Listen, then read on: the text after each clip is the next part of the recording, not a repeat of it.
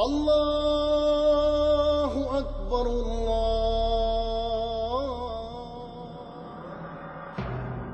In AD 330, the Roman Emperor Constantine did the unthinkable.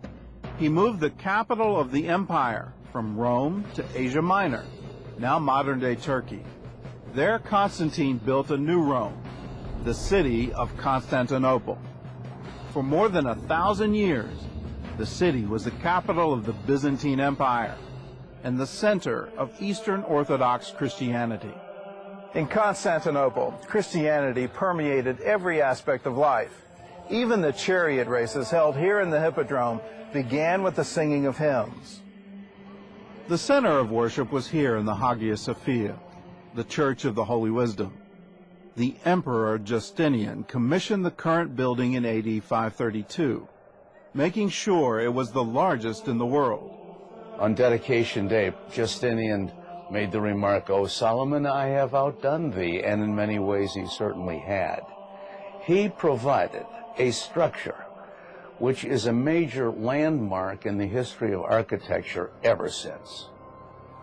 The Byzantine Empire reached its height in the 11th century. Then, like Rome before it, the empire collapsed slowly from within. In 1204, Crusaders from Western Europe invaded and left Constantinople in ruins. And in 1347, the Black Death killed a third of the population.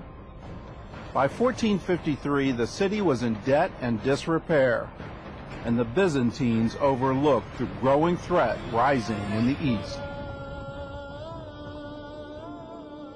For more than a century, the Ottoman Turks have been gaining power and taking land from the Byzantines. In 1451, a new sultan took the Ottoman throne. Mehmet II was only 19 years old, a devout Muslim determined to prove himself. His goal was to conquer the strategic bridge between Europe and Asia and make Constantinople his new capital. He was a follower of Sharia law, very definitely. It was ultimately a religious drive which urged him on to conquer the city.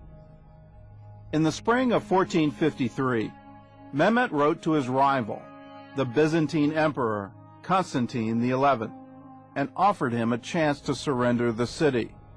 Constantine refused. "As it is clear that you desire war more than peace, I turn now and look alone to God. Closing the gates of my capital, I will defend my people to the last drop of blood."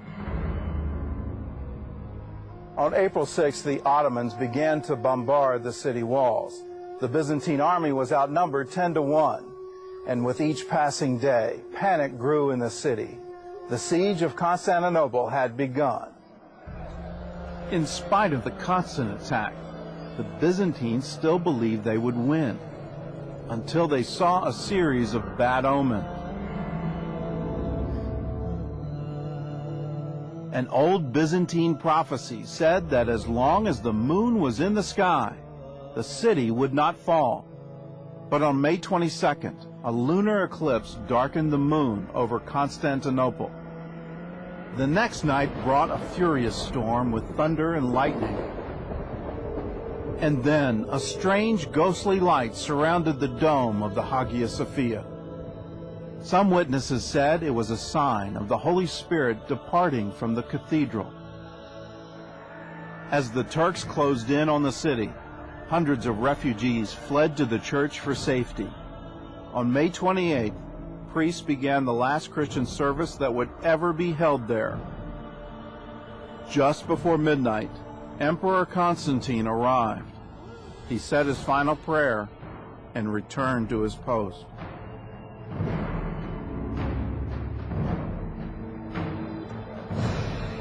While the emperor prayed, the Sultan ordered the final attack, and by sunrise, the city's famous double walls had been breached.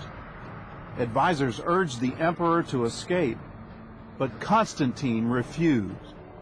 "I cannot leave the great churches in such a plight. What would the world say about me? I am resolved to die here with you."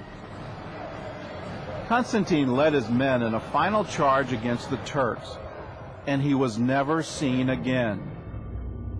By the end of the day, the Ottomans had taken Constantinople, and as a reward, Mehmet gave his soldiers the run of the city. Mehmet, as a matter of fact, chivalrously limited the looting of his men to only 3 days, so they really had to work hard in terms of their pillage, and they did. The soldiers started here in the Hagia Sophia, where hundreds of Christians were still hiding, and the church, which had once been a place of refuge, was now a scene of unimaginable horror. The sick and elderly were killed on the spot. Most of the others were tied or chained together, while soldiers raped the young women and men. Some of the nuns ran away and jumped down well shafts, preferring martyrdom to rape. Then, without warning, Mehmet called an early end to the looting and entered the city. The Sultan rode into Constantinople through this gate and proclaimed himself the new Caesar. He changed the name of the city to Istanbul, the new capital of the Ottoman Empire. The first thing he did, by the way, after conquering Constantinople, was to go to Hagia Sophia and to take an axe and break down the Christian altar there to prove that another faith had now taken over. Mehmet declared that the building was now a mosque, and his imam recited an Islamic oath called the Shahada. There is no God but Allah, and Muhammad is his prophet. The Muslims added 4 minarets to the church and covered the priceless mosaics with plaster, erasing nearly 1,000 years of Christian history. The Hagia Sophia remained the religious center of Istanbul until the Ottoman Empire was replaced by the new Republic of Turkey. In 1935, the mosque was turned into a museum, an order from Turkey's first president, Mustafa Kemal Atatürk. He wanted to bring Turkey, kicking and screaming, into the 20th century. And for that, he wanted to secularize the state. New renovations revealed the hidden mosaics under the plaster, the Virgin and Child, the Archangel Gabriel, and the famous image of Christ, designed to show his compassion for humanity. In 2009, the face of one of the cathedral's 4 seraphim was unveiled to the public for the first time in hundreds of years. But dozens of Christian mosaics are still hidden by Islamic calligraphy, a symbol of the city's struggle between Christianity and Islam. Look what happened when Constantinople fell.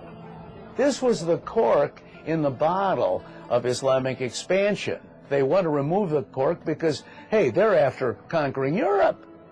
500 years later, the Islamic goal of conquering Europe is still alive, thanks to a well-known Muslim prophecy. There's a passage in the Holy Quran which has Muhammad claiming that indeed there will be the attack on the 2 great Christian capitals. Constantinople will fall first, and then he hopes that Rome in the west will also fall. Constantinople fell in 1453, and today, some Muslims say it's time to fulfill the second half of the prophecy and conquer Rome. Not with the sword, but with conversion. Expansionism has always been part of Islam. They want to conquer the world also, as witness so many of their flags, not just the Turkish flag with the crescent moon and the star symbolizing the universe, meaning Islam will conquer the universe. There you have it advertised. That is their goal.